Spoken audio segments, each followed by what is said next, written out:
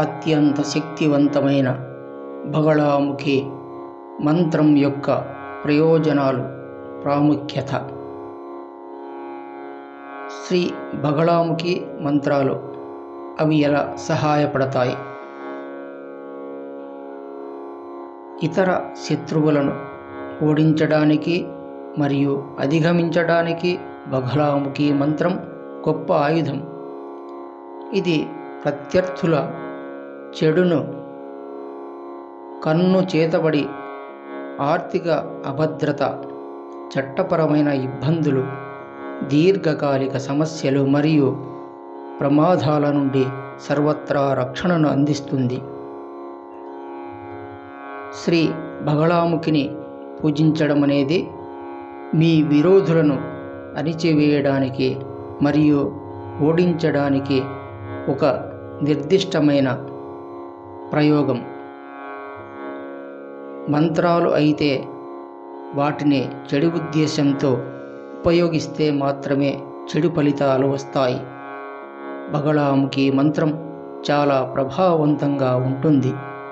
ఈ సరళమైన ఇంకా శక్తివంతమైన మంత్రం భక్తులను ప్రమాదం నుండి కాపాడుతుంది మరియు వారి శత్రువులను ఓడించడంలో వారికి సహాయపడుతుంది. ఈ అత్యంత ప్రభావవంతమైన మంత్రం గణనీయమైన సంఖ్యలో వ్యక్తులకు ప్రయోజనం చేకూరుస్తుంది. ఓం శ్రీ బగళాముఖియై నమః. ఓం బగళాయై నమః. ఓం విష్ణువనితాయై నమః. ఓం విష్ణుశంకరభామిన్యై నమః. ఓం బహుళాయై నమః. ఓం దేవమాతాయై నమః. ఓం మహావిష్ణుపశురవే నమః. ఓం మహామత్స్యాయై నమః. ఓం మహాకూర్మాయై నమః. ఓం మహారూపిణ్యై నమః. ఓం నరసింహప్రియాయై నమః. ఓం రమ్యాయై నమః. ఓం వామనాయై నమః. ఓం వటరూపిణ్యై నమః. ఓం జామదగ్న్యస్వరూపాయై నమః. ఓం రామాయై నమః. ఓం రామప్రభూజితాయై నమః. ఓం కృష్ణాయై నమః. ఓం కభర్ధిన్యై నమః. ఓం కృత్యాయై నమః. ఓం కమలాయై నమః. ఓం వికారిణ్యై నమః. ఓం బుద్ధిరూపాయై నమః. ఓం బుద్ధభార్యాయై నమః. ఓం బౌద్ధపాషాండకంఠిన్యై నమః. ఓం కల్కిరూపాయై నమః. ఓం కలిహారాయై నమః. ఓం కలిదుర్గతినాశిన్యై నమః. ఓం కోటిసూర్యప్రతీకాస్యాయై నమః. ఓం కోటికందర్పమోహిన్యై నమః. ఓం కేవలాయై నమః. ఓం కంఠినాయై నమః. ఓం కాళ్యై నమః. ఓం కళాయై నమః. ఓం కైవల్యదాయిన్యై నమః. ఓం కేశవ్యై నమః. ఓం కేశవారాధ్యాయై నమః. ఓం కిశోర్యై నమః. ఓం కేశవస్తుతాయై నమః. ఓం రుద్రరూపాయై నమః. ఓం రుద్ర रुद्रमूर्त्यै नमः। ॐ रुद्राण्यै नमः। ॐ रुद्रदेवतायै नमः। ॐ नक्षत्ररूपायै नमः। ॐ नक्षत्रायै नमः। ॐ नक्षत्रेशप्रभूजितायै नमः। ॐ नक्षत्रेशप्रियायै नमः। ॐ सीतायै नमः। ॐ नक्षत्रपतिवन्दितायै नमः। ॐ नाधिन्यै नमः। ॐ नागजनन्यै नमः। ॐ नागराजप्रवन्दितायै नमः। ॐ नागेश्वर्यै नमः। ॐ नागकन्यकायै नमः। ॐ नागार्त्यै नमः।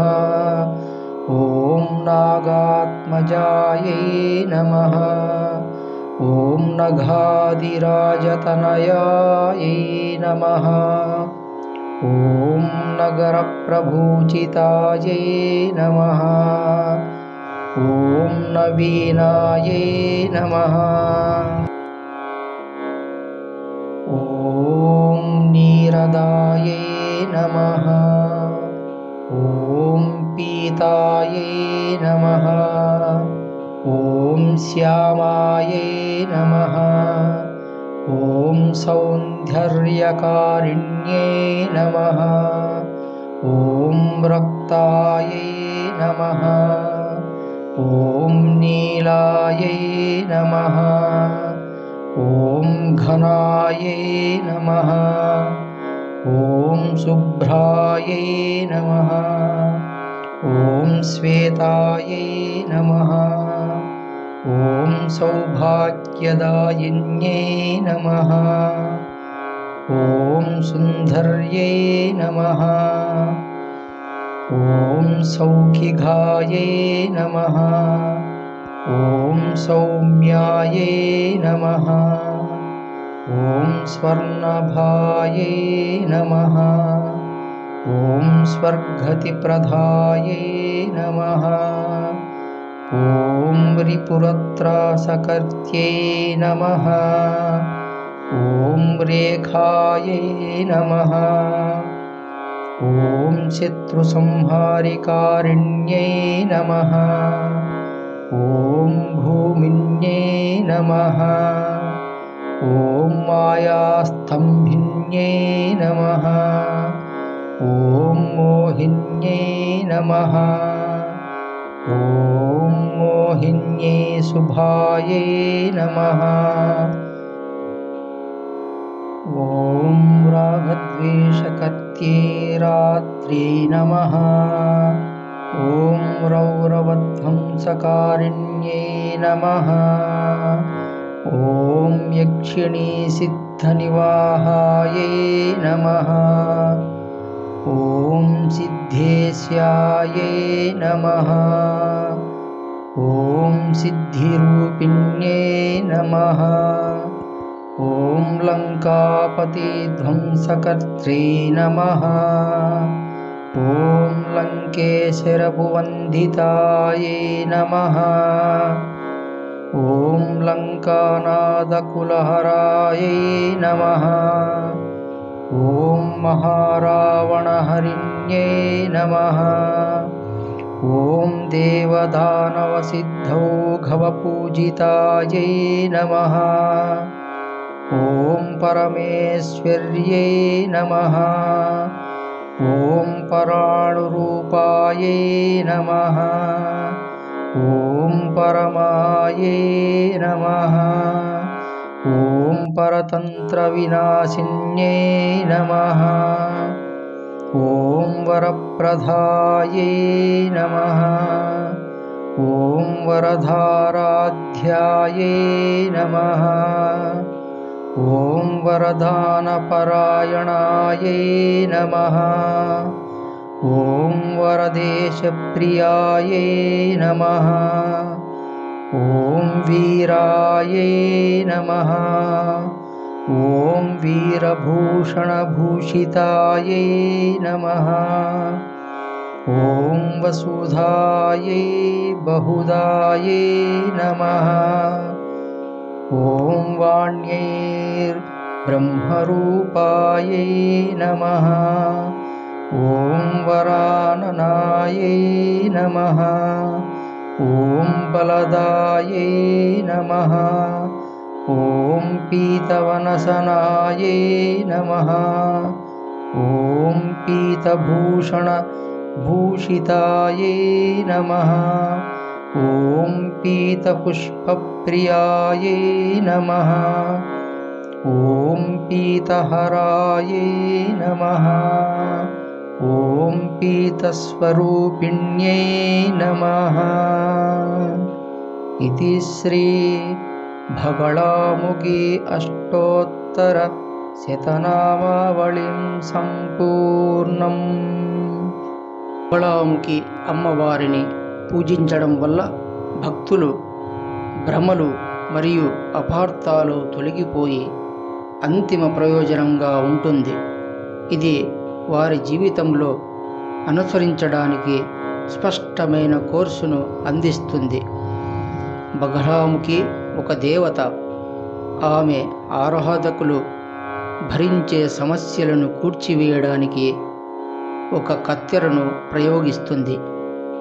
ఈ బగళాముఖి అమ్మవారిని ప్రార్థించిన వారికి ఎటువంటి లోటు కానీ ఉండదు. ఈ తల్లి ఆయుర ఆరోగ్య ఐశ్వర్యాదులను సమకూరుస్తుంది. ఎటువంటి కష్టాలనైనా తొలగిస్తుంది.